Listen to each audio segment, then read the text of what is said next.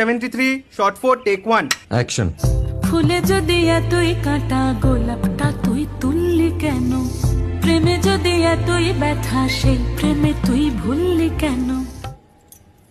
কি গো ডাইরেক্টর সাহেব, আমি তো 60 বলে দিয়েছি, কাট তো আর বলতে পারি না, এবার তুমি কাটটা বলো। Got it. Excellent shot, excellent.